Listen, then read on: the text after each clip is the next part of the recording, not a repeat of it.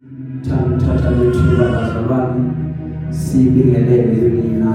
Hallelujah. Amen. Glory be unto Jesus. Amen. Hallelujah. Amen. Uyabongeka uThixo namhlanje. Amen bazalwane. Amen.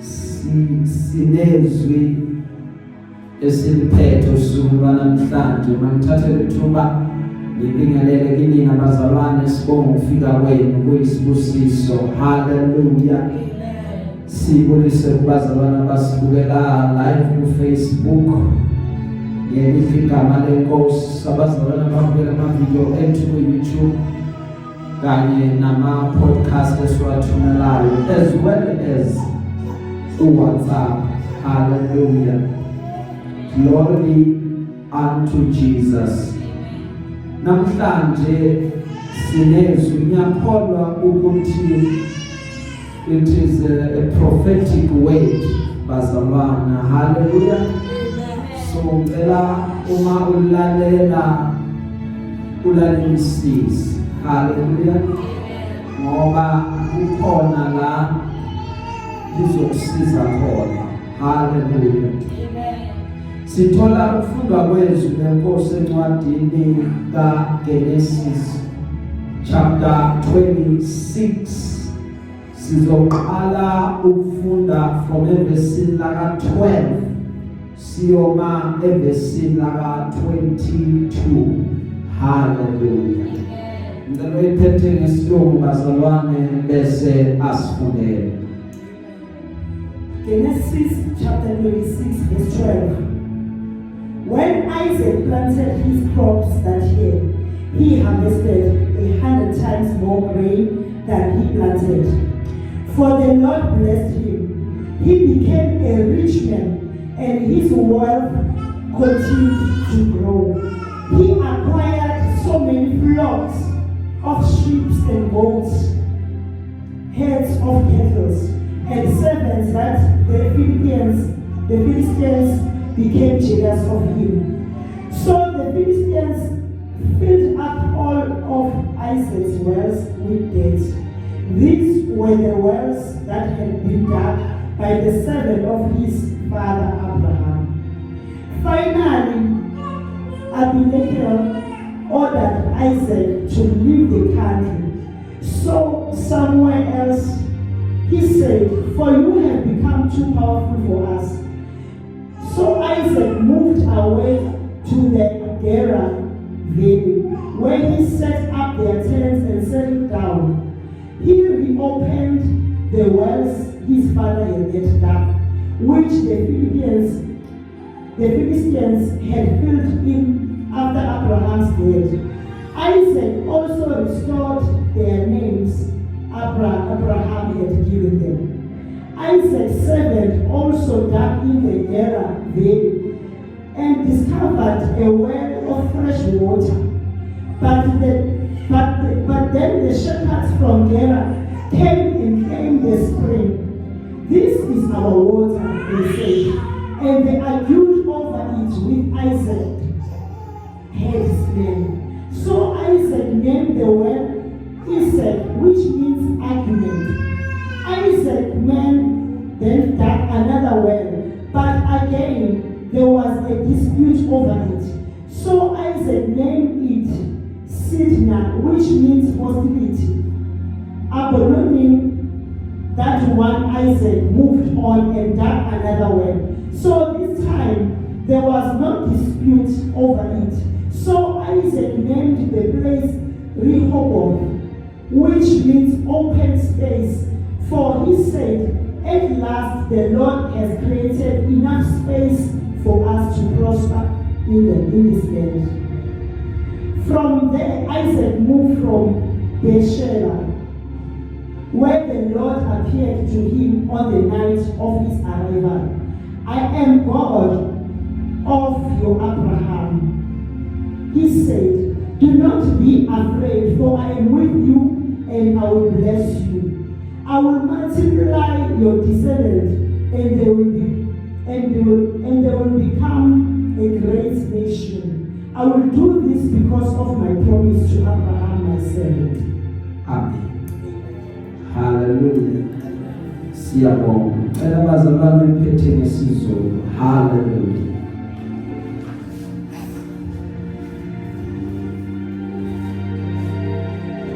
Genesis 26, verse 12.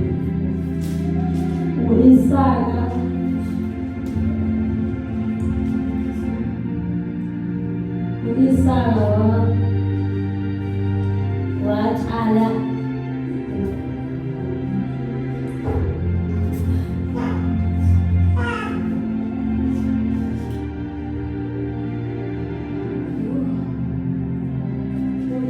watshala kulelozwe wathola wona lowo nyaka okuphindiwe kayikhulu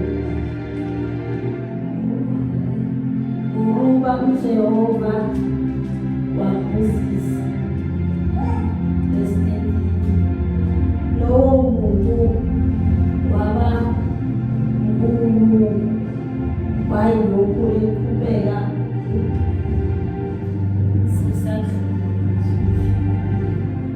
Hallelujah. Glory be to Jesus. Okay, akudeka sisi nawehlala phasi. Amen bazalwane. Glory be to Jesus. The word of the Lord reads thus.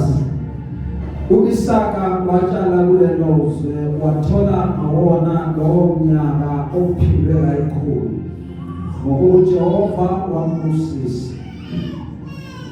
Lo muntu waba mkhulu kwayilokhu eqhubeka ukukhula njalo waze waba mkhulu kakhulu. Wayenemfuyo yezimvu nemfuyo yey'nkomo ney'ceku eziningi namaFilisti ayinomhawu naye.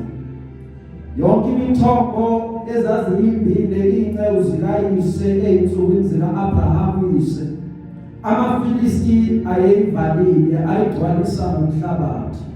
U-Abimeleki wathi ku-Isaka, suka kithina ngokuba unamandla kakhulu kunathi. U-Isaka wayesesuka khona waya esigodini saseGerari wahlala lapho. U-Isaka wabuye wemba imithombo yamanzi ababeyimbile ey'nsukwini zika-Abrahamu uyise, ngokuba amaFilisti ayeyivalile emva kokufa kuka-Abrahamu. Wayibiza ngamagama ayiqamba ngawo uyise. Iy'nceku zika-Isaka zemba esigodini zafumana umthombo wamanzi aphethuzayo. Abelusi baseGerari baphikisana nabelusi baka-Isaka bathi, amanzi angawethu. Wabiza igama lomthombo ngokuthi i-Eseki, ngokuba baphikisana naye. Bemba omunye umthombo baphikisana nangawo, waqamba igama lawo ngokuthi iStini. Wasuka lapho wemba omunye umthombo abaphikisananga ngawo, wabiza igama lawo ngokuthi iRehobothi. Wathi ngokuba uJehova usenzele indawo siyakwanda ezweni. Kwanga inkosi ingabusisa ukufunda kwezwi layo. Amen. Hallelujah. Myalezo namhlanje bazalwane uthi Rehoboth. Hallelujah. Rehoboth. Glory be to Jesus. Sizobhala thina sonke amehlo. Baba nanizwi lakho liyaphila liphefumulele nguwe. Khuluma ngalo usuthi simphefumulo yethu. Uqede bese ukhazimulisa uJesu kuyona le ndawo. NgoJesu lo inkosi yethu. Amen. Hallelujah. Glory be to Jesus. Kukhona a few things engithanda ukuba sibonisane ngazo ngaphambi kokuba sihluleke. Hallelujah. Sihlukane bazalwane. La sifunda khona lithi iBhayibheli u-Isaka wahamba wayogubha umthombo.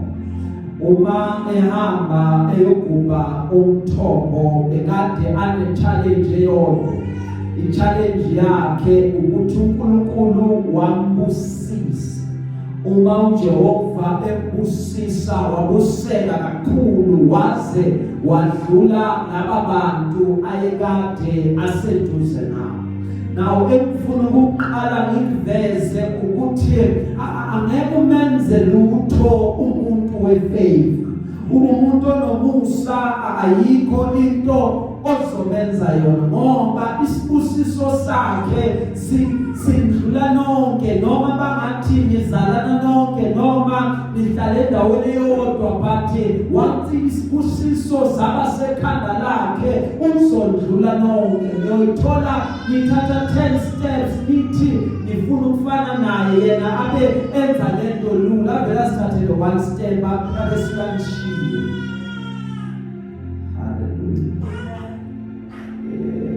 Isibusiso bazalwane sakaNkulunkulu senza ukuthi abantu abaseduze nawe bese baba nomona ngoba babese bangena ku competition bathi bafuna ukuthi badlule. Hallelujah. Scripture siyabonisa, iscripture siyaveza lokho ngokusobala ukuthi baningi abantu bebathi they want to overtake abantu kanti uNkulunkulu ubeka ifavor yakhe phezu kwalabo bantu baqeda bahlulele. Hallelujah. Akasifunde bazalwane verse 15 lithi izwi lenkosi yonke imithombo ezazimbili inceku zikayise ensukwini zika-Abraham uyise amaFilisti ayevalile ayigcwalisa ngomhlabathi. Hallelujah.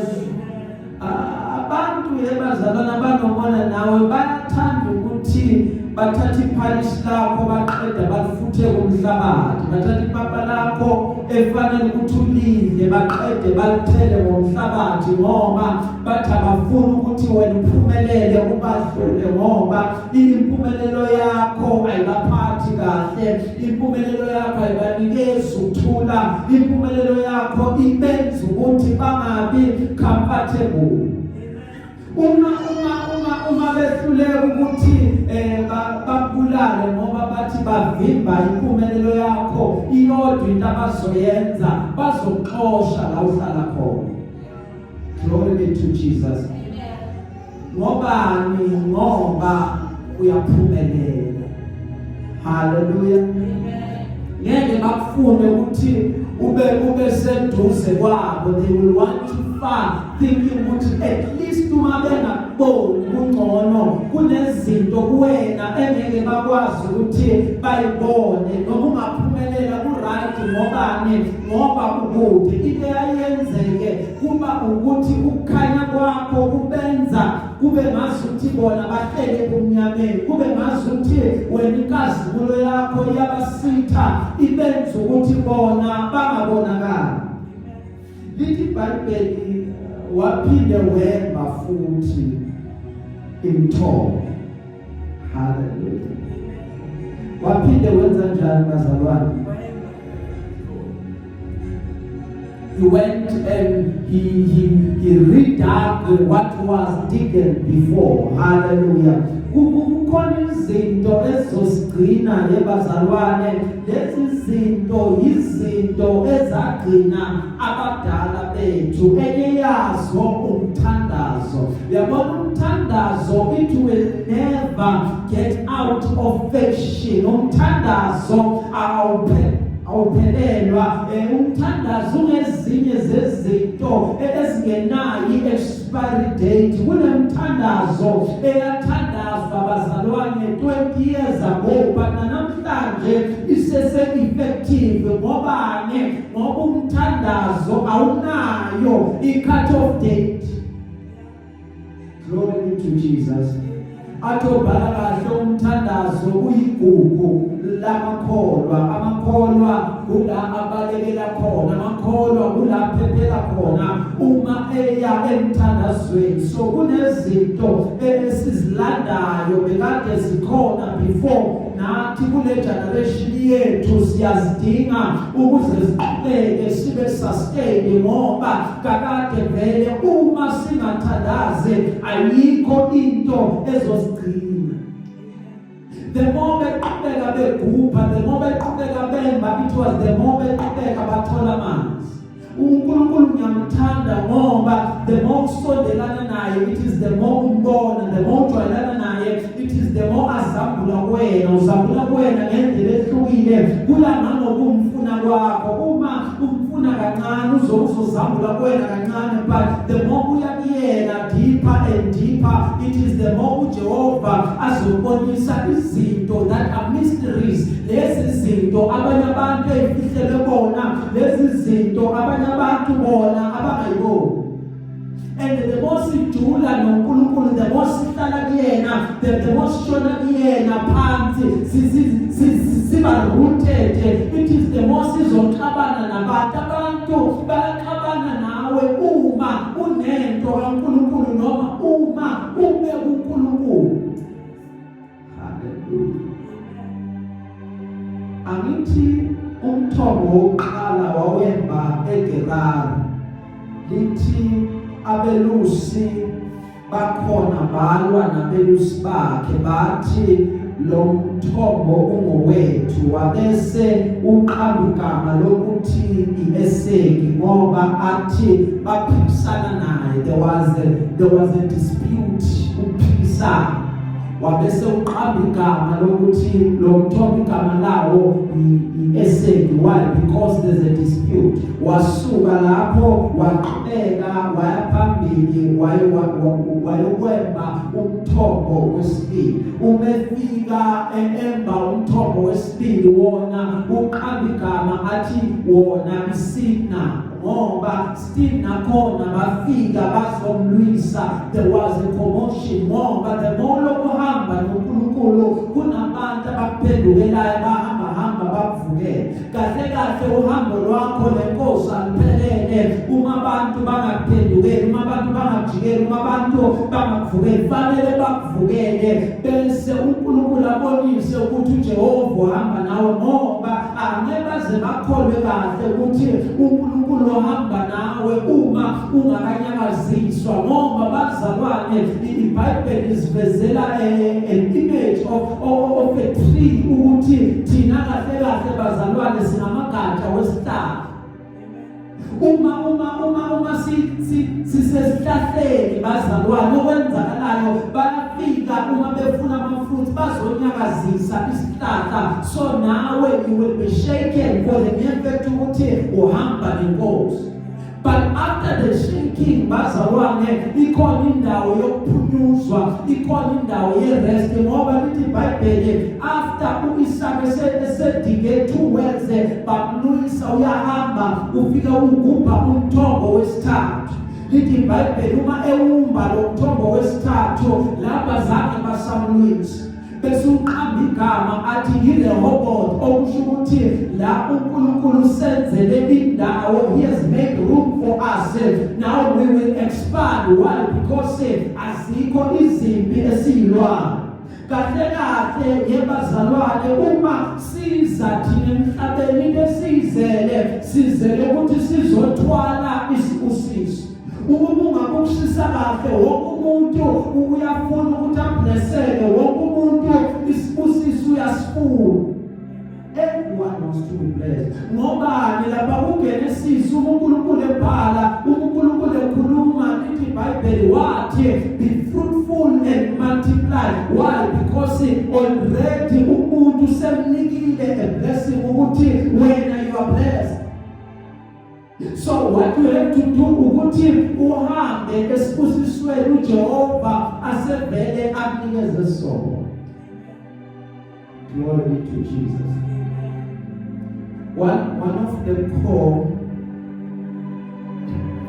principles wempilo ukuthi udinga umthombo. Hallelujah. Wena uyawudinga umthombo. Hallelujah. You need a well. Hallelujah. You need a well. udinga indawo la udonsa khona, udinga indawo la udrowa khona amanzi, udinga indawo la udrowa khona amandla okwazi ukuqhubeka kule ndlela. Ngaphandle kokuthi ube nomthombo angeke uze ulowo. Haleluya. Imithombo bazalwane iletha ukuphila, it brings life, isenza sikwazi ukuthi siqhubekele phambili ngoba okulandwa lapha emthonjeni kulandwa amanzi. Amanzi are a source of life. Without water bazalwane angeke sikwazi ukuthi siphile. So imithombo iletha i-supply ne-provision, yenza make sure ukuthi siyabonelelwa, idingo zethu are well taken care of. Konke esidingayo siba nako ngoba umthombo ukhona. Umthombo yebazalwane uphinde umele i-encounter noNkulunkulu. Umthombo usho ukudibana noNkulunkulu. Lithi iBhayibheli uma likhuluma ngoHagari wadibana noNkulunkulu the time asedesert ngemva kokuthi ingane yakhe ikhale, then uNkulunkulu wazoyiveza kuyena, wazozabula kuyena ukuthi ngibone, here I am God. Why? Because uHagari waya emthonjeni. So umthombo, it makes us to come into contact with God. Kule season bazalwane ngibona uNkulunkulu evula umnyango. Uthi ezwini lakhe, I have placed before you an open door that no man can shut, that no man can close. There is therefore umnyango avulele wona. Uyamuva from one place uya kwenye, uyamuva from one territory uya kwenye. Izinto ziyashintsha, uyamuva from one atmosphere umuvela kwenye i-atmosphere. uNkulunkulu uzokuvulela iminyango eyavalwa iminyaka kathaniseka ukuthi sekudlula isikhathi esingakanani, but God is going to open the door for you. Nalaba abacabanga ukuthi angeke uzungene bazomangala sewungena phakathi ngoba uNkulunkulu uzoyenza lento. Kuyimanje kunezinto ezinyakaziswayo, kunezinto ezimuvwayo ukuze wena uzongena kule minyango uJehova akuvulele yona. Uze ungaliphiki igama lakhe, uze ukubambelele kulona noma ngaba kunyama kanjani, noma ungathi indlela uyibona kanjani, but kuThixo uze ungasuki noma kungaba nzima kangakanani, uze ungasuki yena.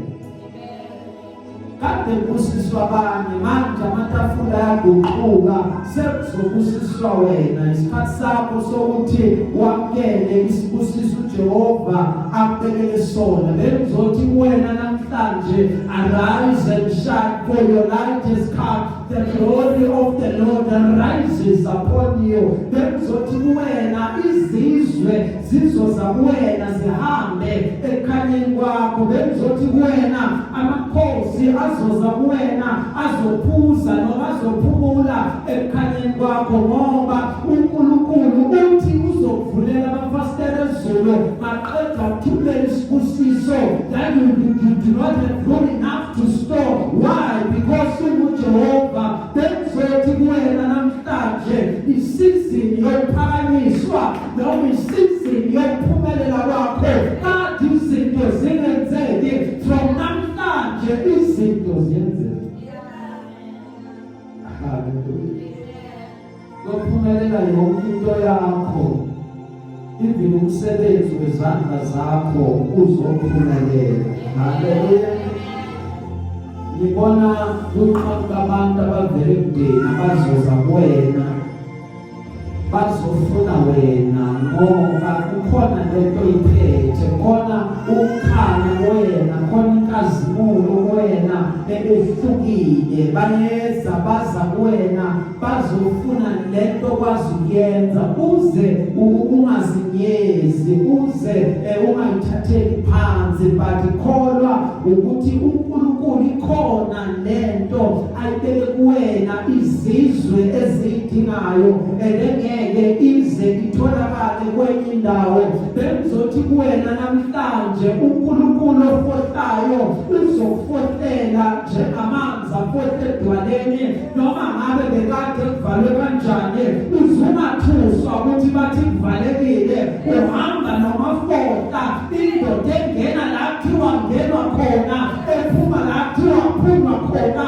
baze bamangale uhamba nensimbi ezinye insimbi uhamba nomagwinyagwinya owagwinyinyoka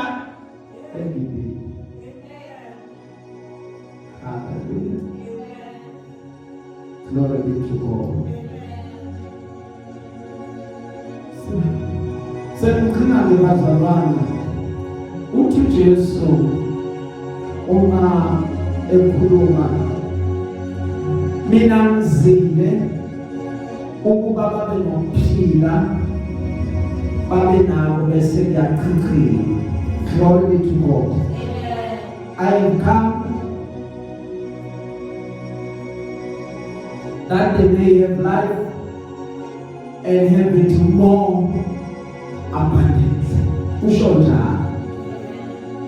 Hallelujah.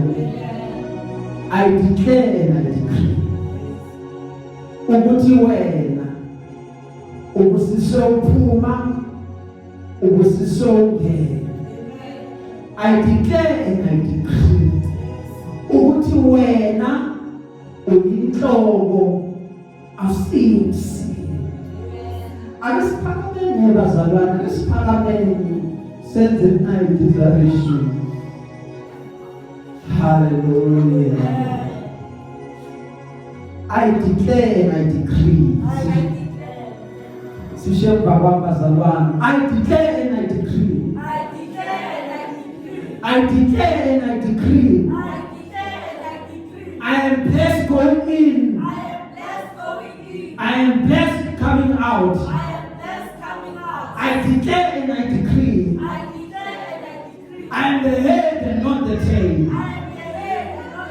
I declare and I decree. I am more than a conqueror. In Jesus' name.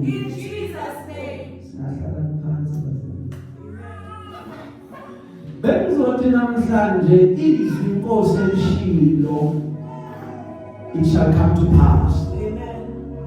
There shall be no delay whatsoever. Glory be to Jesus.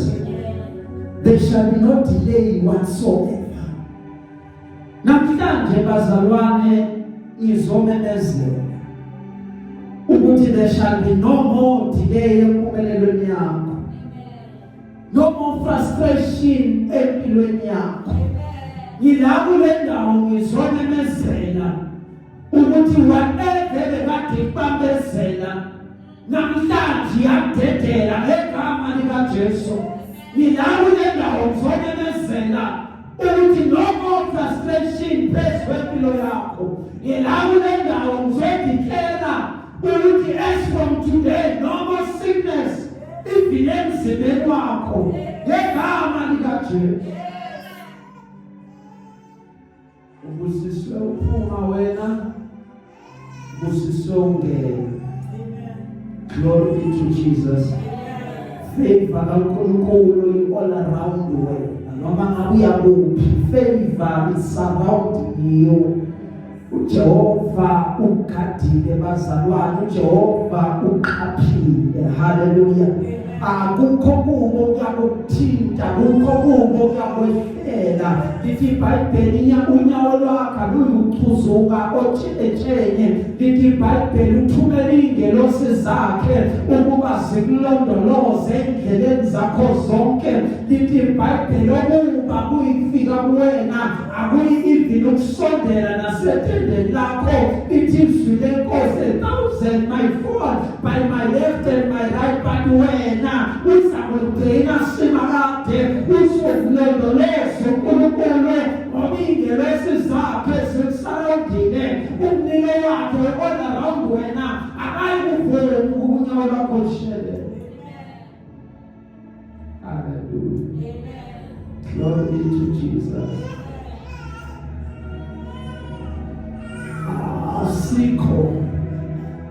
isikhali esenzelwe wena isophumelela. Haleluya. Zihloliwe, zihleliwe, zibekiwe, ilungisiwe, zizothunyelwa. Uma uthunyelelwa zona, uJehova yokwenzela indlela na ungazi ukuthi kanjani, ngoba sikho isikhali esenzelwa abangcwele bakhe esiyophumelela. Wena ungophumelele. Haleluya. Kukho uDavide lelilanga seqeda bazalwane, lithi iBhayibheli inkosi uSawuli wakhetha ukuthi amzingele. Lithi iBhayibheli wathatha ibhowo ne-arrow uSawuli umethumela umcibisholo kuDavide. uDavide enganakile edlalela nje ihambo lakhe. Lithi iBhayibheli ikhulume lento kuyena, athi umoya ongcwele kuyena, hayi Davide le ngoma iright, uma ungathi uyidlala ngathi utshengisa intamo, uma uyidlala ngazuthi ushona phansi. Uma uDavide eshona phansi kudlula umcibisholo uye le, abuye futhi umoya ongcwele athi le note right, mangazuthi uyachifta. Uma uDavide athi uyachifta kudlula umcibisholo ushonele, ngoba uJehova uyamfihla ulungileyo wakhe. uJehova bazalwane uzosikhulisa, uJehova uzosikhuphula, uJehova uzosiexpanda, uJehova right now bazalwane uyenza umsebenzi empilweni yethu. We are breaking forth bazalwane nasendaweni ebekade singacabanga kuzona. uJehova is making room for us ukuba siqhubekele phambili. uJehova right now bazalwane usithululela isibusiso, asibe open ukuthi sisamkele lesi sibusiso sipha sona, singasanako konye. Zikhona ingxabano, zikhona inkinga, but ingazuthi amehletha avaleka kulezo zinto, indlebe zethu zingazizwa. Maqeda sibheke lokhu uJehova wenzayo, siqhubeke simbe those words khona sizokwazi ukuthola amanzi, singanaki ama-distraction bazalwane, ngoba lezo zinto zizokwenza ukuba singakhoni ukuthola imithombo. Singaphakama njena sonke bazalwane.